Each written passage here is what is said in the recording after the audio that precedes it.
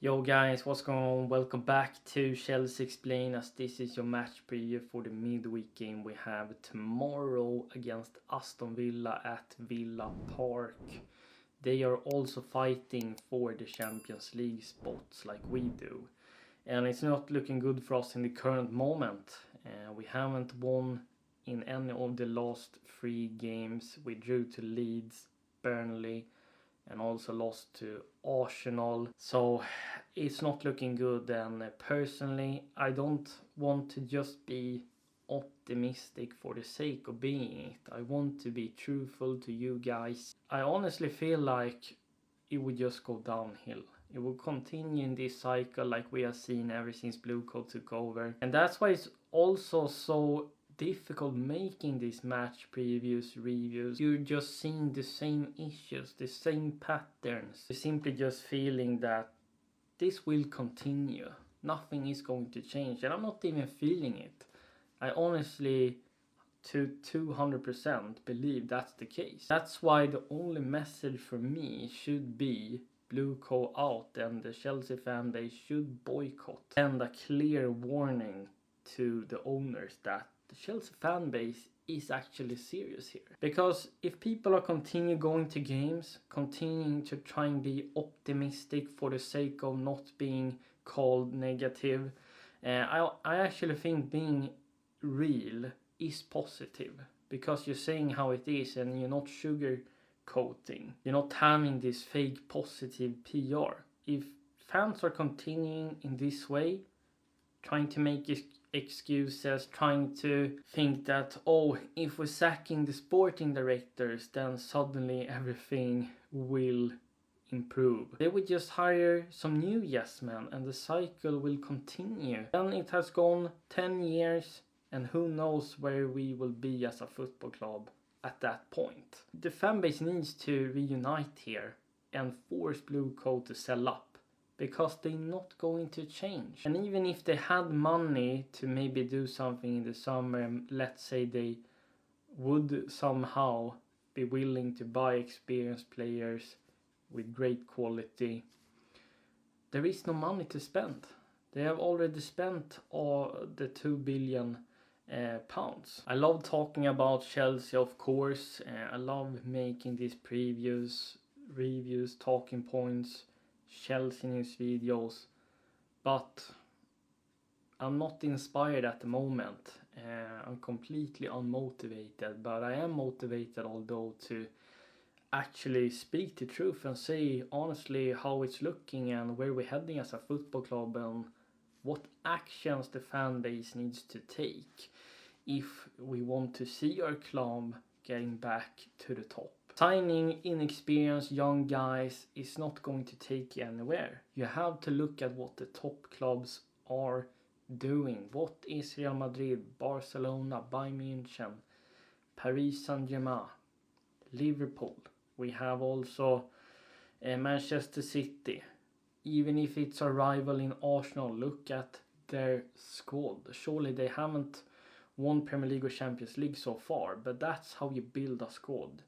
You're mixing youth experience with quality. You're having a proper structure throughout the club that is only there to build a winning culture. We don't have that. We don't have standards. We don't have a winning culture.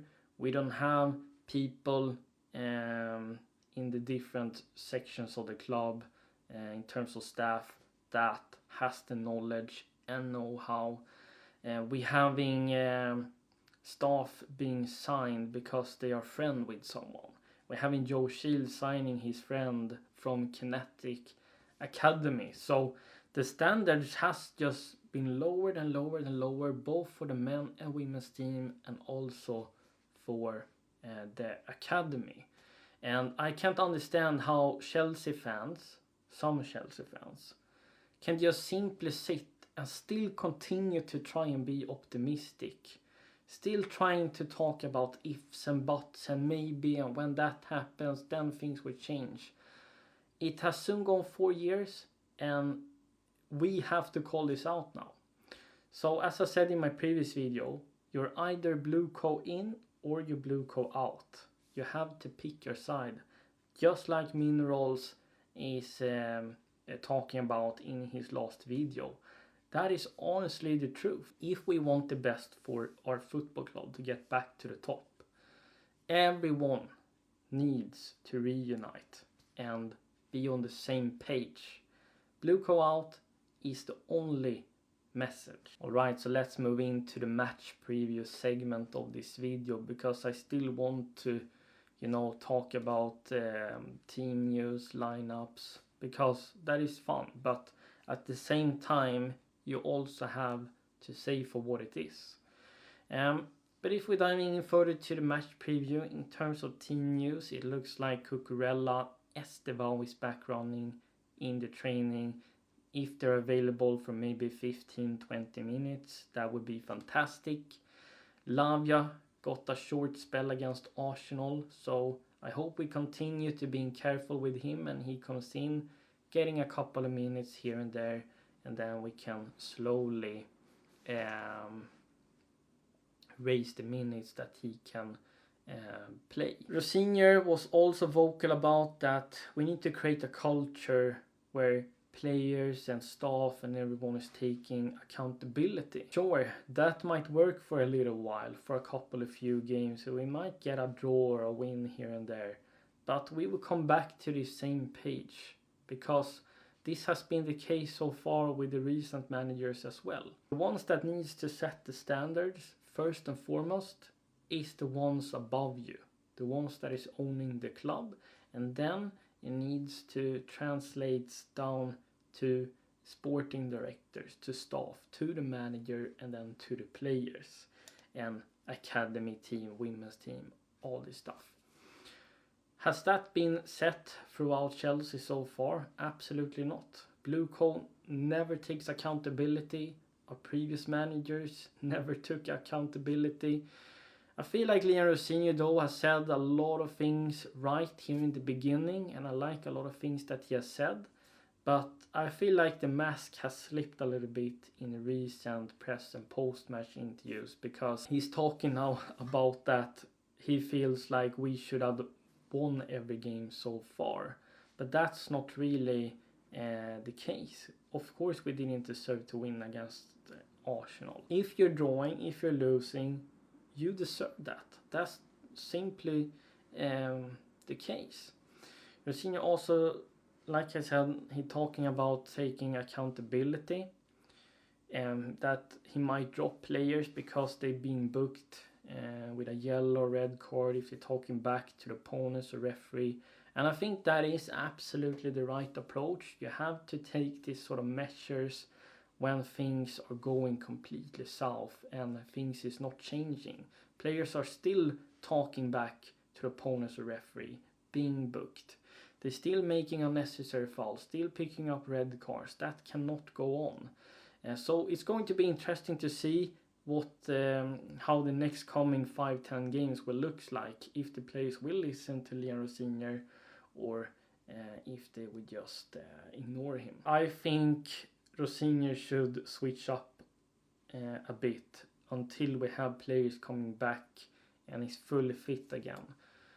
We're leaking goals, especially on set pieces. We're not having players marking the opponents correctly, not winning their aerial battles. So I will actually switch to a 5-back system with wing backs going forward.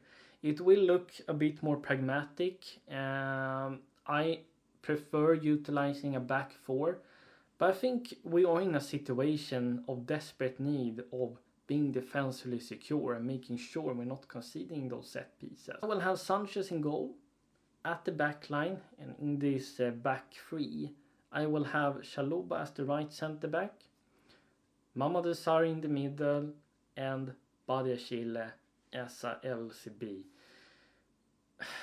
Can't believe I'm saying it. Please guys, don't cancel me, okay? Yes, I said Badiashile. Having a left-footed centre-back opens up different passing angles. That's just facts.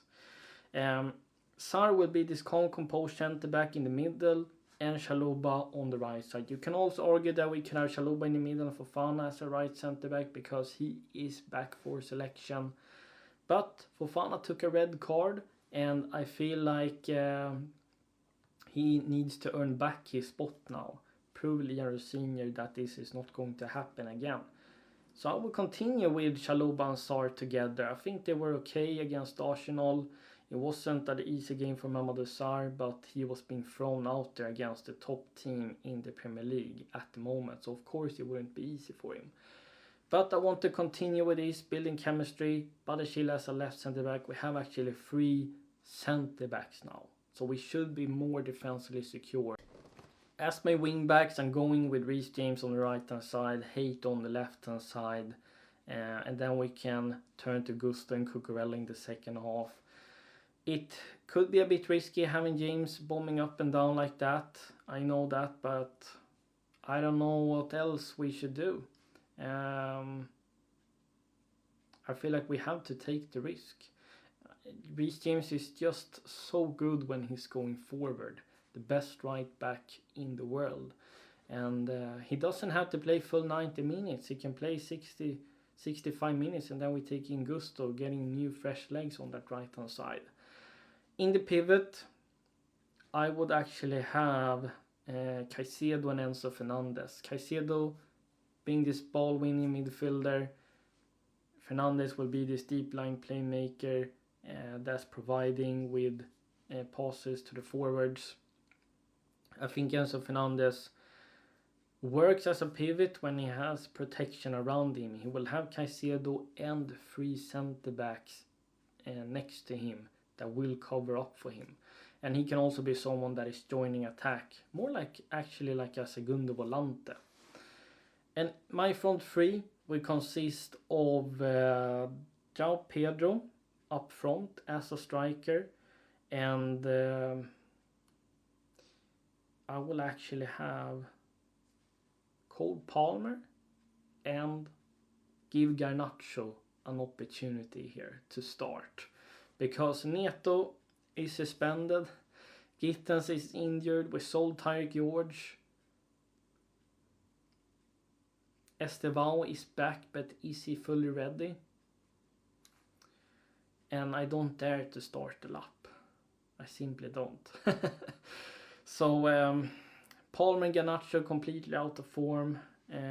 Palmer hasn't been himself a long time for many different reasons. But who else should we turn to?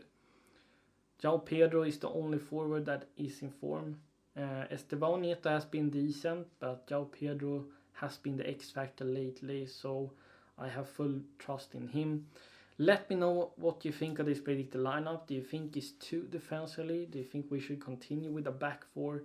Let me know that in the comments down below.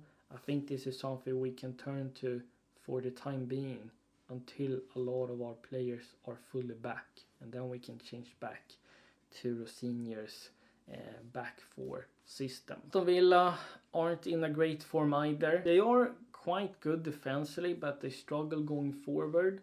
They are in a bad form, but at the same time we facing them away at their ground. They also doing everything they can in the power to get Champions League football. So I think it's going to be a very tricky game with few goals. I think the game ends 1-1 if I'm going to be completely honest. Let me know your score prediction in the comments down below, and I will happily read it. Thank you so much for watching, guys. Let's explain this out. Bye.